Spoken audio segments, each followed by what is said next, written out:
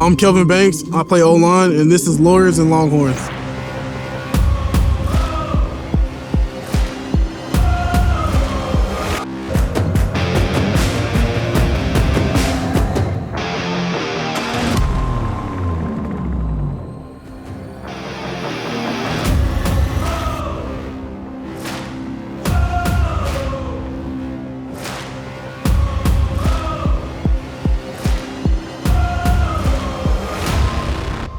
Kelvin, good to have you back, man. Yes, sir. I'm happy to be back. We appreciate you coming. Yes, sir. Thank y'all guys for having me. Let's talk a little bit about your transition, year one, year two, to this third junior year. The biggest step I had to take from all those years of playing and then just developing as a person as well is just learning how to take information from the coach or from a teammate and applying it to the field or even off the field. Just learning how to be coachable, learning how to soak in information. I feel like that was the biggest part of my learning curves. Each year was just making sure I take what I'm being told and applying it on the field. So, yeah. And what's the difference in the culture of each of the teams?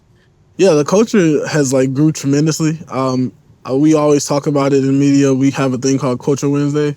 Literally every Wednesday, I just feel myself growing closer and closer to my teammates. Even guys who are early enrollees, they're probably their second week there, and they feel like the more we talk, it's just the closer we get to each other. What was your favorite Cultural Wednesday? My favorite was probably one where we talked about our best day and then our worst day. It kind of gave a perspective of kind of the reason why they do it, because obviously your worst day will probably give you fuel to your fire to want to go and persevere through stuff, and then your best day is just things that you've had good happen to you in your life and just trying to take that and use it as fuel as well. I thought you were going to say it's when Jason and I came to talk. When y'all came in as an offensive line class, it was best offensive line class in the nation history. Y'all were great year one, year two. What is it like being an upperclassman now with that same group? Y'all have got a lot of starts together, a lot of playing time together. How has that offensive line come together and as upperclassmen now? What are y'all hoping for? Obviously, we're hoping to become the best O-line in our conference and just being able to go out there and dominate. And even like you said, just that class coming together and being able to be named at the top of the top recruiting classes in that circuit that we were in. It's just a blessing. And also just being able to see the same guys that's still in the same room. You know what I'm saying? In this day and age, it's all about the transfer portal, all about this NIL or that NIL. But I feel like the guys in our room were really just focused on playing football and wanting to be a bond with each other. So obviously, if you go out on the field, whoever can replace somebody, we're just all in sync. So we know each other so well. If you have a good play or a bad play or somebody else maybe messes something up, but how do y'all talk to each other? Like I was saying for myself, just being able to take criticism. I feel like the teammates that we have in our O-line room, they're very good with taking criticism, being able to just understand, I'm not here trying to be the guy just to get on you and tell you what you're doing wrong. I'm also looking at myself, and then when I'm looking at myself, I'm looking at you as well. So just being able to get on somebody and they understand it's coming from a good place. You ever get on quarterback for hey, you got to get rid of the ball. I can only hold these guys so long. As O-line, we try not to say too much to different positions, but sometimes, you know what I'm saying, we'll definitely joke around about it and stuff in practice. Yeah. Would you rather run block or pass block? The old me, probably from last year or a couple of years ago, I would definitely say pass, but the new me, I would say both.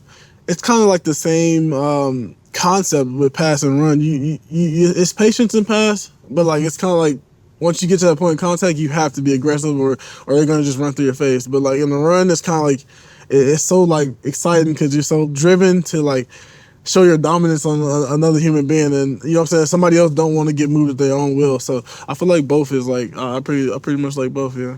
You make a great block and guy runs it in for a touchdown. What are you looking for as the pat on the back? Yeah, even when we score, the skill position guys, they're always coming and celebrating with us. I kind of like that about our team. They kind of make us feel, like you said, like we're getting a pat on the back. Even on the sideline, they do a pretty good job of letting us know, hey, we recognize you guys, we see you. So what's the chances you score a touchdown next year? Sweat got one. Sweat got one. Byron Murphy got one. Yeah. Both of the guys, yeah. Real lobby start for you. I know. I'm going to have to lobby for myself a little bit here because it's funny you asked that during media day. I got asked a question by Sam Macho. He was like, who has the best hands in NCAA? And I said myself. So hopefully they get back to Sark and I'll be able to score. motioning out of the backfield. They're not going to know what's going on. Is For real. Is it hard for you to block out the noise? Because, like, most publications Yeah. I've read has said you're the number one offensive lineman in the country. Yes, sir. Honestly, I would say no.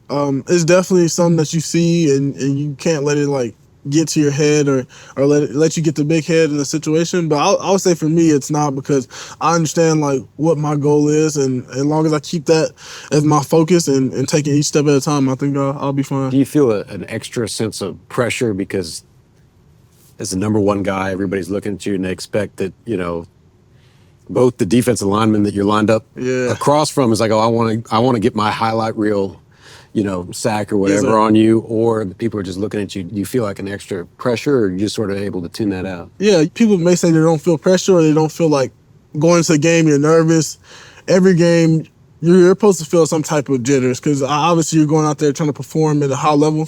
So just going out there and understanding like how much people are like putting on your back, and understanding like, hey, this is the task and this is how I need to perform. Just going out there feeling that way, you're definitely going to feel some type of pressure. You just got to go out there, stay calm, and perform well. When you're preparing, do you watch films on specific guys that are going to be lined up against you and try to figure out if they have tendencies or things they like to go for? Yeah, that's literally what I do. I focus on what they do good first, and then I go to what they do bad, and then I'll look at every position on the D line, not just the edge, even the twos or the threes. I'll look at those guys too. So try to figure out the whole little game scheme they like to go with. How much time do you spend looking at film? Me personally, I say you should spend at least like an hour and a half a day. It doesn't have to be like in one sitting, because obviously you're pretty busy, you have stuff going on, but like you're chilling, just whip your phone out. That's what I do, and I just go over film for about 15, 20 minutes. And does that start now, or is that just during game weeks? Oh, it starts now. You got to start early, most definitely, because you kind of give yourself a head start on your opponent. And you've got some great defensive lines that y'all are going up against this year. I was looking, sir. I mean, there's some, you're playing some guys. Yes, sir, we are. Yes, sir. Summer in Austin, it's hot. How tired are y'all at the end of the game? I mean, towards the end, you're definitely, especially like if it's like a midday kickoff, you're definitely pretty shot, because I remember first game last year, Rays game, I think it was like 120 something on the field, and I mean, like we're prepared for it because we work out every day in the sun, but it definitely takes a toll on you. But kind of like I said, we work out every day in it. We've been prepared for it, so I would say we're not like physically too tired, but you definitely gonna have that feeling of exhaustion. It seems, as a casual fan watching, it seems that our offensive line gets stronger really as the game goes on. Can you feel it when the other team is getting fatigued or beat down, or you kind of feel like the quit in them almost? Yeah, you can definitely tell when another team gets worn down, especially teams who are not used to the heat, especially when they come to Austin on a sunny day. You can definitely tell like them getting fatigued, because guys will start cramping, guys will start like getting very fatigued, hands on the hips, hands on the head. So just different little things like that you can see and just understand like, hey, they're close to quitting, but we got to keep going. People ever talk trash to you? Oh, yeah, for sure. I don't like to talk trash myself. I try to keep a steady game, but if they talk, I'm going to talk back. What's the craziest thing that somebody said to you?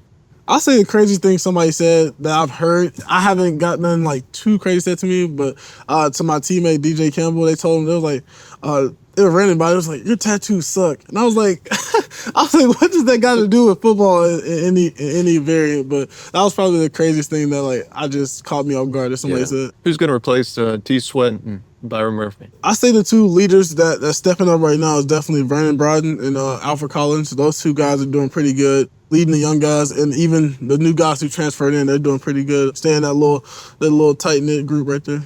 What are you most excited about for the season? Definitely going to like all the away games. People think I'm crazy for saying that, but I like the atmosphere that away games bring, that feeling of everybody's against you and you just have your teammates here with you. Even though we have many fans who travel, but it kind of gives you that feeling of kind of like you're going in that little gladiator arena, going versus like the top dog kind of feeling. Well, at Arkansas and at A&M, there should be no love lost. It definitely won't be no love lost at all. What's the loudest this stadium's ever been? Man, that you played in? Definitely my freshman year, Bama. Alabama game. Bama was like, I don't know, it was like a whole different atmosphere, especially me being a freshman. That was like mind-blowing to me how electrifying that game was. What'd you think of playing at their place? I'll say it's about the same as well. Both games we played Bama has been pretty crazy. It's been like a great experience. Do you ever have like especially you got some of these younger guys in the running backs, and y'all block it a certain way, they go a different way, and everybody blames the O-line for not, creating a hole. Yeah. How's that play out with y'all?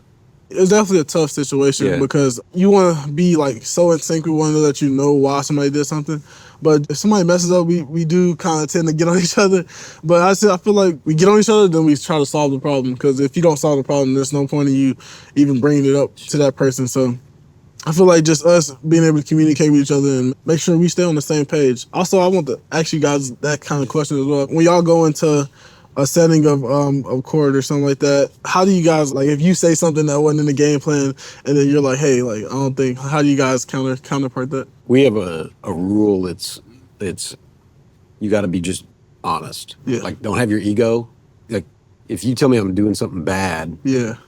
and I'm like, oh no, I'm not, and I am, that's not helping anything. Yes, and sir. so you got to put your ego aside and be like, what's best for the team to win? And the only way you can really, my view, is for everybody to be honest with each other. So if I'm doing something that's not good, man, Kurt's gonna pass me a note and say, hey. Yeah, like Jason and I, we had a huge case, and the lawyer that worked at the case was scheduled to take some of the biggest witnesses, but he just didn't happen. Yeah. And so we pulled him aside and called an audible and put in someone else, And you kind of take each case day by day, Yes, sir. and you want to win every day. It's like kind of like you want to win every play. Yeah. At the end of the day, we have what's called a war room. And we go back and we assess each witness, each piece of evidence, what came in, what didn't go so well, what do we need to do to fix it the next day. And it's the same thing, Sounds good. Basically like football. Yeah, you gotta be honest. You can't let your ego like get in the way, Yes, sir. Tell me about this barbecue, which you were telling me a little bit about earlier. I set up with myself, kind of just going around Austin, tasting the best barbecue, and also tasting like the homemade barbecue sauce people have as well. So I've been to 4 spots so far, and so it's been so far so good. What 4 have you been to? I've been to Terry Black's, Cooper's Old Town Pit Barbecue, Slabs Barbecue, and Rudy's. Hospitality has been great at all 4 spots, and it's been fun so far. That's a solid lineup. Yeah, it definitely is. It definitely is. What are you? You like a ribs guy? Brisket? Sausage? I mean, I love some ribs and some brisket. I just now started really loving like the cheddar jalapeno sausage. Oh, yeah. I love that. And then I say my top thing right now though is beef ribs. You like beef over pork? That's the hard conversation. It's probably based off how I'm feeling that day. If I'm feeling like I want to go big or go home, I get a beef rib. But have you seen those dino ribs? man, yeah, I have actually with the huge bone. Yeah, in it. Man, I've seen them. They have a spot in Houston, man. I seen it on social media, and I want to stop by, but they have those big old dino ribs, man. And they put it like inside a burrito. It's crazy. What is your go-to order when you go to a barbecue spot? I'll do sausage, pork ribs, lean brisket, beans, and something else. Yeah, I'm the same way. I might go turkey sometimes, occasionally, but I'm more of a baby back ribs, sausage, lean brisket. About the same. Sounds good. The fans are watching the game, and we want to know, like, is the offensive line, are they having a good game or a bad game? What are things that fans should be looking for if they want to look at the line? I'll say the funniest thing that our O-line tend to do if like we're having a good game or a bad game.